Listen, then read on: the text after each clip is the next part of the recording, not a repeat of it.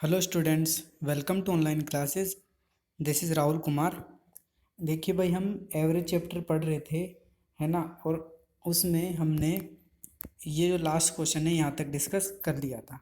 ठीक है, आगे हम नेक्स्ट क्वेश्चन डिस्कस करते हैं। देखिए भाई, क्वेश्चन है हमारा, एक परिवार में 6 पुत्रों की औसत आयु 8 वर्ष है।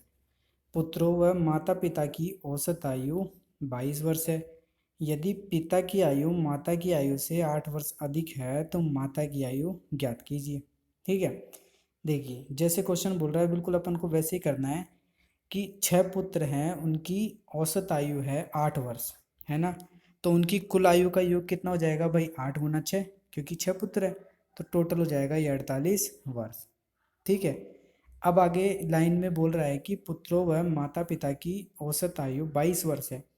तो देखो, एवरेज है 22 वर्ष और टोटल कितने जने हो गए भाई? 6 पुत्र और माता पिता, यानी टोटल 8 जने हो गए। तो इनकी आयु का योग कितना हो जाएगा भाई? 22 गुना 8 बराबर 176 वर्ष। ठीक है, अब देखिए कि अगर इस दूसरी वाली इक्वेशन में से इस पहली इक्वेशन को मैं घटा दूं तो 6 पुत्रों हट जाएंगे यहाँ से, और कितनी आ जाएगी? माता पिता की आयु 176 - 48 बराबर 128 वर्ष। तो यहाँ से अपने को एक नई इक्वेशन अपने को पता चल गई है ना। अब देखिए क्वेश्चन में आगे बोल रहा है कि यदि पिता की आयु माता की आयु से 8 वर्ष अधिक है, यानी कि पिता माइनस माता की आयु कितनी होगी भाई? 8 वर्ष। क्यों? क्योंकि देखो, पिता की आयु कितनी है?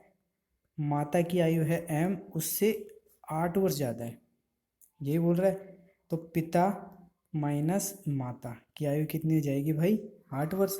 ठीक है, यही अपन ने दूसरी लाइन लिखी है यहाँ पे। ठीक है, तो यहाँ पे अपने पास दो इक्वेशन आ गई है।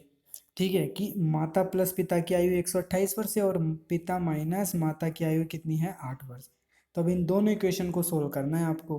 तो अपन ने सोल्व किया तो माता की आयु निकल के आ गई 60 वर्ष, और अगर पिता की आयु पूछी होती तो हम कैसे निकाल लेते भाई?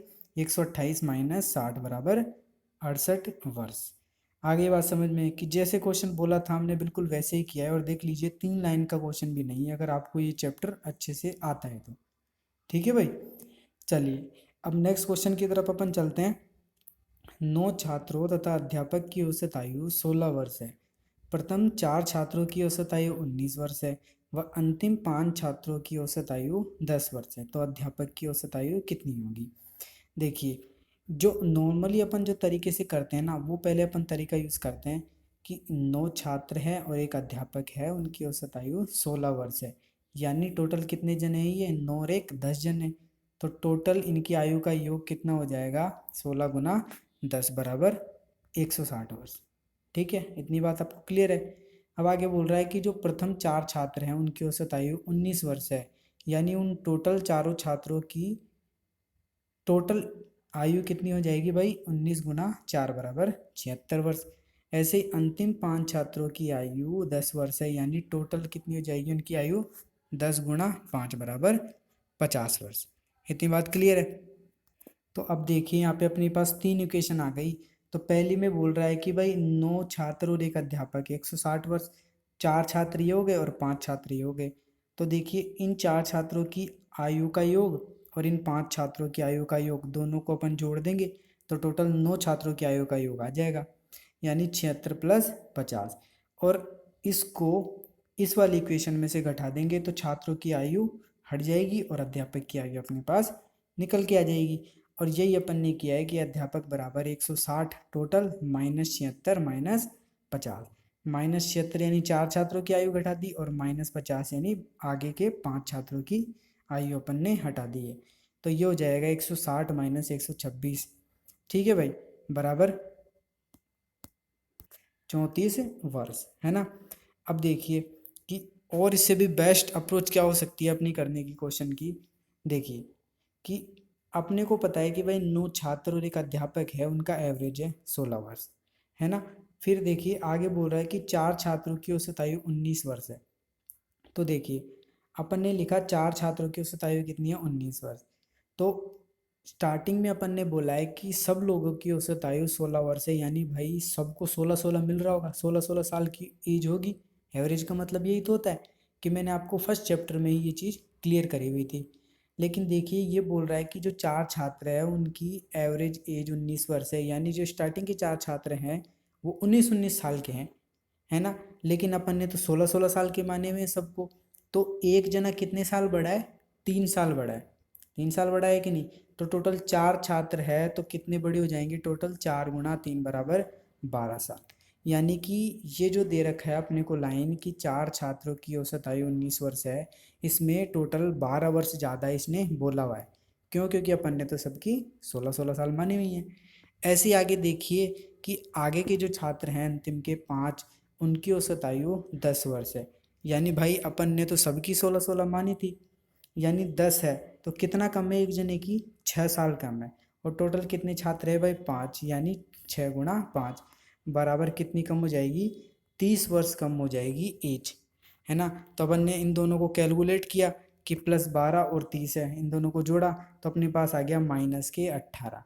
यानी कि अपन ये बोल सकते हैं कि 18 साल एज अपन ने कम बोली है इन दोनों इक्वेशन के हिसाब से। ठीक है, तो ये 18 अपने को क्या करना पड़ेगा? और बढ़ाना पड़ेगा, जोड़ना पड़ेगा। ठीक है, लेकिन ये जुड़ेगी किस में भाई? किसके खाते में चली जाएगी? ये अध्यापक के खाते में चली जाएगी। क्यों? क्योंकि देखो सबकी एवरेज एज अपन ने यहाँ पे 16-16 साल बोली हुई है, तो अध्यापक की 16 साल तो इसके हिसाब से है ही, लेकिन अध्यापक ने क्या किया? इनकी 18 साल एज और ले ली इन 9 छात्रों की। ठीक है, तो अध्यापक की एज कितनी हो जाएगी? 16 + 18 बराबर 34 वर्ष। आ रही है बात समझ में? अगर जिनको क्लियर नहीं हुआ है तो एक बार वीडियो को पॉज करके दोबारा रिवर्स करके देखिए। ठीक है भाई। और जिनको बिल्कुल भी नहीं समझ में आ रहा है वो मेरा एवरेज का पहला वाला चैप्टर देखिए, जो पहला वाला वीडियो मैंने डाला हुआ है वो बिल्कुल बेसिक है, उससे आपको सारी चीज़ें क्लियर हो जाएंगी। ठीक है भाई, चलिए नेक्स्ट क्वेश्चन है अपना। एक खिलाड़ी का 11 पारियों में कुछ औसत है, 12वीं पारी में 90 रन बनाता है, जिसके कारण औसत 5 कम हो गया। 12वीं पारी के बाद नया औसत ज्ञात कीजिए। देखिए इस टाइप के जो क्वेश्चंस होते हैं ना, जैसे जैसे ये बोल रहा है ना, आप वैसे वैसे इक्वेशन की फॉर्म में लिख दो और कैलकुलेट कर लो, वो बेस्ट तरीका होता है। बाकी आप कुछ भी करने जाओगे ना तो कन्फ्यूज़ हो जाओगे बहुत ज़्यादा। देखिए ये बोल रहा है कि 11 पारियों में कुछ औसत है, तो हमने 11 पारी का औसत मान लिया भाई x है। ठीक है, कितना मान लिया? x मान लिया, है ना। तो टोटल 11 पारियों का कुल योग कितना हो जाएगा? रन का 11x हो जाएगा। ठीक है, फिर उसने क्या किया? 12वीं पारी में 90 रन बना दिए, तो +90 हो गए, यानी 11x तो टोटल रन हो गए 11 पारी के, और 12वीं पारी के 90 रन हो गए। तो टोटल ये 11x + 90 12 पारियों के रन हो गए, है ना। तो ये बोल रहा है कि औसत जो है वो क्या हो गया? 5 कम हो गया। तो टोटल तो 12 पारी हो ही गई अपने, है ना। और औसत हमने x माना हुआ था 11 पारियों का, तो उससे ये 5 कम हो गया, यानी x-5 हो गया ये। आगे बात कैसे लिखी हमने इक्वेशन? देखिए मैं दोबारा रिपीट करता हूँ कि अपन ने बोला है कि भाई 11 पारियों में कुछ औसत है, तो हमने औसत बोला कि भाई x है, तो 11 पारियों में कुल रन कितने हो जाएंगे भाई? 11x। और उसने 12वीं पारी में 90 रन बना दिए, तो +90, तो ये टोटल रन हो गए 12 पारियों के। तो इक्वल में आ जाएगा इसके 12, और इनटू में क्या आएगा कि भाई औसत इसका 5 कम हो गया, यानी पहले x था औसत, तो अब 5 कम हो गया है तो x-5। ठीक है भाई, यहाँ से जब आप कैलकुलेट करोगे तो x का मान आ जाएगा 150। तो ये बोल रहा है आपको, देखिए अब ऑप्शन में ना आपके 150 भी होगा 4 ऑप्शन में से, और आप सीधा x का मान निकाल के 150 आंसर लगा के आ जाओगे, जो कि गलत होगा। क्यों? क्योंकि आप क्वेश्चन में देखिए आपसे क्या पूछे, आपसे बोला है कि 12वीं पारी के बाद नया औसत कितना होगा, और जबकि x तो 11 पारियों का औसत माना है अपन ने, और 12वीं पारी के बाद जो औसत है वो 5 कम हुआ है, यानी 150 में से आपको 5 घटाना पड़ेगा। तो 12 पारी के बाद नया औसत कितना आ जाएगा भाई? 145। आगे बात समझ में कि कैसे एग्जामिनर कंफ्यूज करते हैं आपको। ठीक है भाई, चलिए अब देखिए नेक्स्ट क्वेश्चन बिल्कुल वैसा ही है। एक बल्लेबाज का 40 पारियों का औसत 50 रन है। बल्लेबाज का अधिकतम स्कोर न्यूनतम स्कोर से 172 रन ज़्यादा है। यदि इन दो पारियों को निकाल दिया जाए तो बाकी 38 पारियों का औसत 48 है। तो बल्लेबाज का अधिकतम स्कोर ज्ञात करो। देखो 40 पारियों का औसत है 50 रन, ठीक है। फिर हो गया कि भाई 38 पारियों का औसत हो गया 48 रन, है ना। यानी देखो कि जब पारियां 2 कम हुई ना तो रन भी एवरेज 2 कम हो गए, है ना। कि कितने कम हो गए, 2 रन एवरेज कम हो गए 2 पारी से। ठीक है, आ रही है बात समझ में। अब ये देखिए आगे बोल रहा है आपको कि एक पारी के 2 रन कम हुए हैं। ठीक है, एक पारी के कितने रन कम हुए हैं, 2। और कितनी पारी के, 38 पारी के, तो यानी 76 रन आपके कम हो गए। समझ गए बात, कि 76 रन आपके कम हो गए। अब देखिए अधिकतम प्लस न्यूनतम पारी है। ठीक है, इसमें आपको क्या करना पड़ेगा, 76 रन और जोड़ने पड़ेंगे, यानी 50 × 2 प्लस 76, तो ये कितना हो जाएगा, 176। अब ऐसे ही देखिए अधिकतम और न्यूनतम पारी का जो डिफरेंस है, ठीक है, वो आपको दे रखा है 172। ये देखो अधिकतम स्कोर न्यूनतम स्कोर से 172 रन ज़्यादा है, तो 2 इक्वेशन अपने पास बन गई। तो यहाँ से अपन अधिकतम और न्यूनतम रन प्राप्त कर सकते हैं। तो अधिकतम रन कितने हो जाएंगे, 174। आगे बात समझ में, बिल्कुल इजी क्वेश्चन था। देखिए नेक्स्ट क्वेश्चन है अपना, एक खिलाड़ी जिसका गेंदबाजी औसत 12.4 रन प्रति विकेट है, 5 विकेट प्रति 26 रन लेता है, जिसके कारण उसका औसत 0.4 रन बेहतर हो जाता है। अंतिम मैच के बाद विकेटों की संख्या ज्ञात कीजिए। ठीक है, अब देखिए कि अपने को ये क्वेश्चन करना कैसे, ये वाला जो क्वेश्चन होता है ना विकेटों वाला, ठीक है, ये थोड़ा सा टिपिकल पड़ता है। कैसे पड़ता है कि आपके समझने का फेर होता है। बस देखिए मैं आपको बिल्कुल इजी वे में एक्सप्लेन करूंगा कि पहले अपने को बोल रहा है कि गेंदबाजी औसत 12.4 रन प्रति विकेट है। तो देखिए यहाँ पे जो ये ध्यान देने वाली बात है कि प्रति विकेट है ये रन, है ना। यानी प्रति विकेट का मतलब है कि वो एक विकेट लेने पर 12.4 रन दे देता है। जो बॉलर है वो क्या है, 12.4 रन देने पर एक विकेट ले लेता है, ऐसे बोल रहा है। तो अपन ने माना कि स्टार्टिंग में जो विकेटों की संख्या है टोटल एक्स है, तो उसने कितने रन दे दिए होंगे, एक्स गुणा 12.4। आई बात समझ में। फिर आगे बोल रहा है कि उसने 5 विकेट प्रति 26 रन लेता है। तो देखिए यहाँ पे जो ये अपन ने लिखा है ना, ये टोटल रन है जो उसने दिए हैं। ठीक है, अब आगे वो कितने रन दे रहा है, 26 रन। 26 रन दिए ना उसने, तो यहाँ पे प्लस 26 आपको करना पड़ेगा। ऐसे नहीं कि आप ऐसे लिख दोगे कि 26/5। समझो बात को क्या, कि यहाँ पे जो अपन ने लिखा है ना, ये टोटल क्या है, रन है जो उसने दिए हैं।